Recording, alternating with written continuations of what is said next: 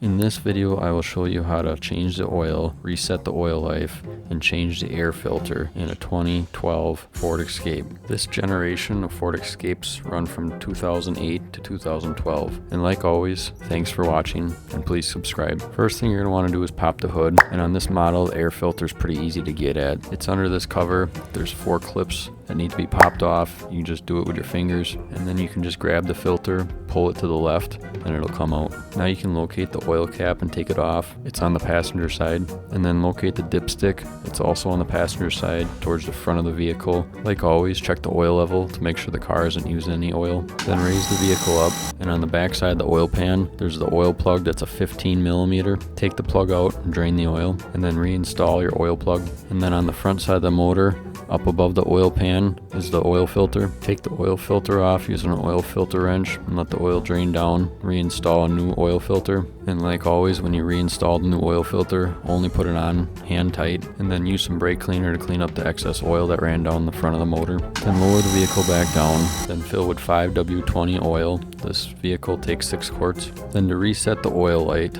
on this vehicle, turn the vehicle to the on position, but don't start it. Then locate these 3 switches down on your lower left side. Then whatever message it says on the dash, just hit the info button, and in this case it's saying engine oil change soon. And then after you hit the info button, it'll say press reset to clear. So press reset. Then you're going to tap setup twice. First time it's going to come up with this message, reset for system check, but don't hit the reset button, just hit setup again, and then your oil life will come on in the percentage. And now here you're going to press and hold reset until you get this message, oil life set to 100%, and then your oil life is reset. Now start the vehicle and let it run anywhere from 5 to 10 seconds.